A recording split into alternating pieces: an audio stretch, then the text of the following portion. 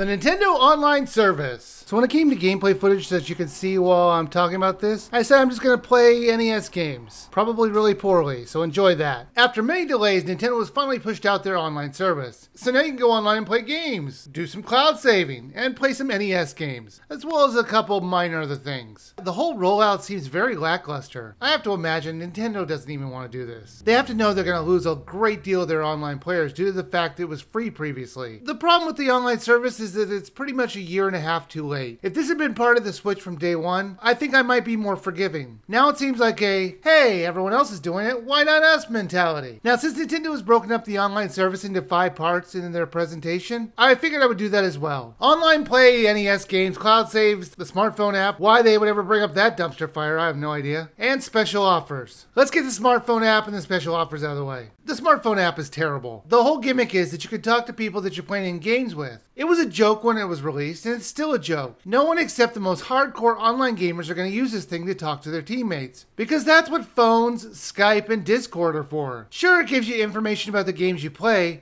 but it's nothing other than a, hey, that was cool. I guess I'll delete this now. It's pointless and unnecessary. Now the special offers part is hard to gauge. There is an exclusive NES controller you can buy, if you really want. Other than that, we really don't know much about the special offers. I'm hoping with membership you get 20% off any eShop game. That might actually be a really good special offer, even if you get it like only once a month. Now let's get into the online games and the backup of your save data in the cloud. It seems to work just fine. I had no issues, but it really hasn't been tested yet. When Smash Brothers comes out, I think we're all going to see if the money that people spend on the online service is going to be worth it. And if Nintendo had this robust online community, you could bet they would have priced the online service at a much higher premium. Right now they're asking about $35 a year. That's probably going to be the one most people are going to pay, not $20. Because this isn't a single player system. This is a family system. That is what the whole gimmick behind this whole thing is. Getting your families together to play games. I'm really interested to see how many people buy the family plan compared to this single player plan. Because I have a feeling more people are going to buy the family plan. And that way it's actually $35 and you have to look at it that way.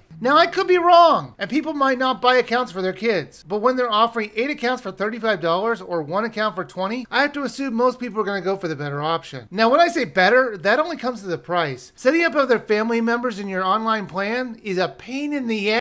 I was setting up both of my sons on my family plan, but there was no option to add them on the Switch. You have to go online with your computer or your app, I assume, and then send them an invitation. Then they have to go to their mail and click on a link. And finding where you have to do all this is not easy. It's kind of hidden behind the options. Why isn't this on the Switch itself? Why not an option to just add an account that's currently on the Switch? Have some checkmark boxes that you have to check and make it that simple. It shouldn't be this much of a hassle to add a family member. Now, Nintendo has said that not every game is going to have cloud saves because they don't want to have to worry about cheating or resetting your save file or something like that. And it's totally understandable. You have to set up each game to do cloud saving. And it was easy enough and I had no issues with it. Also, the 6-month window of deletion of your save files from the cloud after cancellation is completely reasonable. So see, I can say something nice about the services. Now let's talk about the games that you get when you buy the service. There are 20 games to play right now. And that is outstanding. You don't have to download them one by one as they're all ready to go from the program that you have to use. Some of the games were terrible, like Ice Climbers, but there were some fun classics like Zelda and Ghosts and Goblins and Super Mario Brothers. Overall, the selection is just okay at best. Why they added generic versions of tennis or soccer, I have no idea. Each one of those games has 4 save states that you can use. So if you get frustrated and don't want to start over, you can save your progress at any point. It's much better than the 1 save states the Wii U Virtual Console had.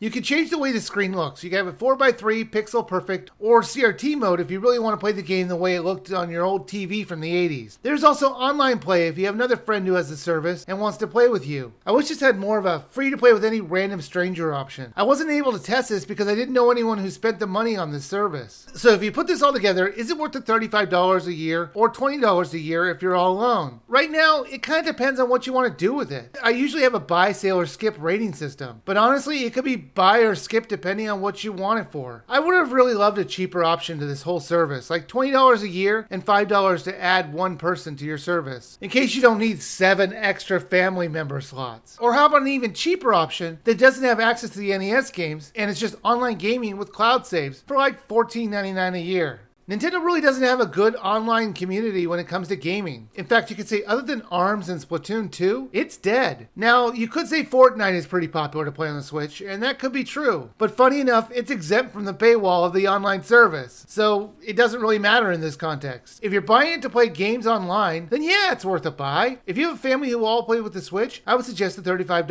option just to be safe. However, if you don't play online games and are looking at it just for the monthly NES games, don't bother. Right now, it's just not worth it. If they start adding in SNES games or N64 titles, or releasing never-released games like Mother 3, then yeah, we can have a serious discussion about it. But right now, unless you're an online gamer, just skip this.